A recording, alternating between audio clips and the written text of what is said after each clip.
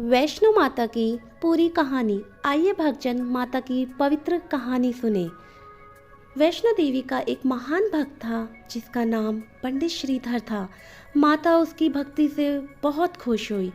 जब एक बार श्रीधर पंडित पर माता को लेकर सवाल उठे तो माता ने उसकी भक्ति से प्रसन्न होकर उसकी लाज बचाई एवं सभी को अपने अस्तित्व का परिचय दिया।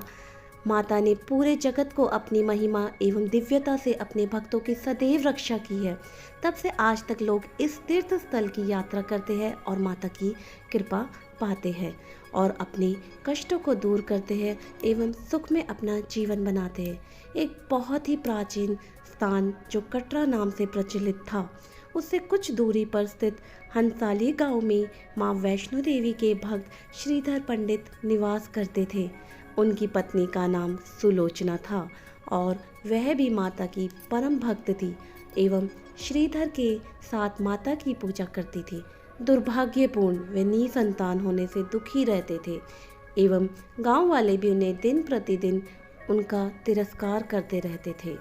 एक दिन उन्होंने अपने घर में नवरात्रों में माता पूजन रखा एवं नवरात्रि पूजन के लिए कुंवारी कन्याओं को गांव से बुलाया। माँ वैष्णो देवी कन्या वेश में उन्हीं के बीच आ बैठी। सभी का श्रीधर पंडित व उसकी पत्नी ने बड़ी श्रद्धा के साथ पूजन किया एवं पूजन के बाद सभी कन्याएं तो चली गई, परंतु माँ वैष्णो देवी वहीं रही और श्रीधर से बोली कि कल सभी को अपने घर भंडारे का निमंत्रण दे आओ।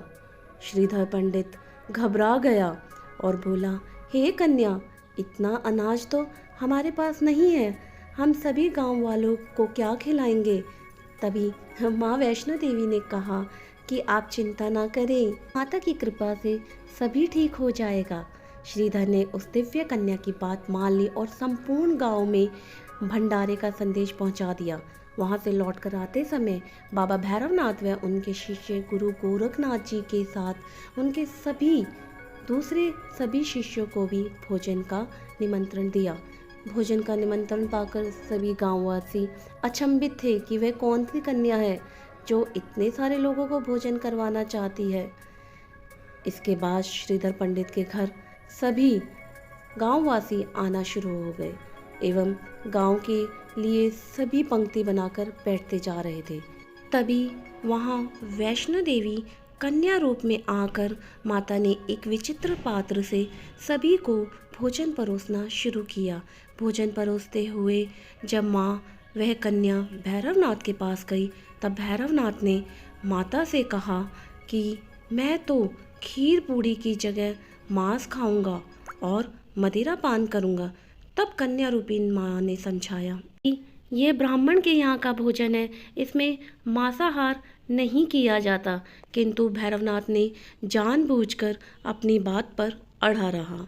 जब भैरवनाथ ने उस कन्या को पकड़ना चाहा तब माता ने उसके कपट को जान लिया। माँ वायु रूप में बदलकर त्रिकुट पर्वत की ओर उड़ चली। मायावी भैरवनाथ भी उनके पीछे गया और उनका पीछा करते करते त्रिकुट पर्वत पर पहुंचा। माना जाता है कि माँ की रक्षा के लिए पवन पुत्र हनुमान भी थे। हनुमान जी को प्यास लगने पर माता ने उनके आग्रह पर धनुष से पहाड़ पर बाण चलाकर एक जलधारा निकाली और उस जलधारा में अपने केश धोए। आज ये पवित्र जलधारा बाण गंगा के नाम से जानी जाती है। इसके पवित्र जल को पीने या इसमें स्नान करने से श्रद्धालुओं की सारी थकावट और तकलीफ़ें दूर हो जाती है एवं उनकी मनोकामना पूर्ण होती है। इसी दौरान माता ने गुफा में प्रवेश कर 9 माह तक तपस्या की। भैरवनाथ भी उनके पीछे वहां तक आ गया। तब एक साधु ने भैरवनाथ से कहा, तू जिसे एक कन्या समझ रहा है वह आदिशक्ति जगदम्बा है, इसलिए उस महाशक्ति का पीछा छोड़ दे। भैरवनाथ ने साधु की बात नहीं मानी। तब माता गुफा की दूसरी ओर से मार्ग बनाकर निकल गई। यह गुफा आज भी अर्धकुंवारी या आदि कुमारी या गर्भजून के नाम से प्रसिद्ध है। आदि कुमारी के पहले माता की चरण पादुका भी है। यह वह स्थान है जहां माता ने भागते भागते मुड़कर भैरवनाथ को देखा था। गुफा से बाहर निकलकर कन्या ने देवी का रूप धारण किया। माता ने भैरवनाथ को चिताया और वापस जाने को कहा, फिर भी वह नहीं माना। माता गुफा के भीतर चली गई। तब माता की रक्षा के लिए हनुमान गुफा के बाहर थे और उन्होंने भैरवनाथ से युद्ध किया। भैरवनाथ ने फिर भी हार नहीं मानी। जब वीर लंगूर निढाल होने लगे, माता वैष्णवी ने महाकाली का रूप लेकर भैरवनाथ का संहार कर दिया। भैरवनाथ का सिर कटकर भवन से 8 किलोमीटर दूर त्रिकुट पर्वत की भैरव घाटी में गिरा। उस स्थान को भैरवनाथ का मंदिर है एवं वह भैरवनाथ के मंदिर नाम से जाना जाता है। जिस स्थान में माँ वैष्णो देवी ने बाबा भैरवनाथ का वध किया, वह स्थान पवित्र गुफा अथवा भवन के नाम से प्रसिद्ध है। इसी स्थान पर माँ महाकाली दाएं, माँ सरस्वती मध्य और माँ लक्ष्मी बाएं पिंडी के रूप में गुफा में विराजमान है। इन तीनों के सम्मिलित रूप को ही माँ वैष्णो देवी या माता रानी का रूप कहा जाता है। कहा जाता है कि अपने वध के बाद भैरवनाथ को अपनी भूल का बहुत पश्चाताप हुआ और उसने माँ से क्षमा दान की भीख मांगी। माता वैष्णो देवी जानती थी कि उन पर हमला करने के पीछे भैरवनाथ की प्रमुख मंशा मोक्ष प्राप्त करने की थी।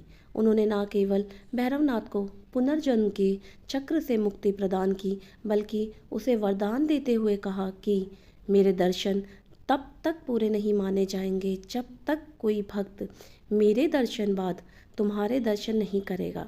उसे मान्यता अनुसार आज भी भक्त माता वैष्णो देवी के दर्शन करने के बाद करीब 2.25 किलोमीटर की खड़ी चढ़ाई करके भैरवनाथ के दर्शन करते हैं। तभी उनकी यात्रा पूर्ण मानी जाती है एवं उनकी यात्रा सफल होती है। इसी बीच वैष्णो देवी ने 3 पिंड सिर सहित एक चट्टान का आकार ग्रहण किया और सदा के लिए ध्यान मग्न हो गई। इसी बीच पंडित श्रीधर अधीर हो गए। वह त्रिकुट पर्वत की ओर उसी रास्ते आगे बढ़े जो उन्होंने सपने में देखा था। अंततः वह गुफा के द्वार पर पहुंचे। उन्होंने कई विधियों से पिंडों की पूजा को अपनी दिनचर्या बना ली। देवी उनकी पूजा से प्रसन्न हुई। वह उनके सामने प्रकट हुई और उन्हें आशीर्वाद दिया। तब से श्रीधर और उनके वंशज देवी माँ वैष्णो देवी की पूजा करते आ रहे हैं। आज भी 12 मास वैष्णो देवी के दरबार में भक्तों का तांता लगा रहता है। सच्चे मन से याद करने पर माता सबका बेड़ा पार लगाती है एवं सभी की झोलियां भरती है।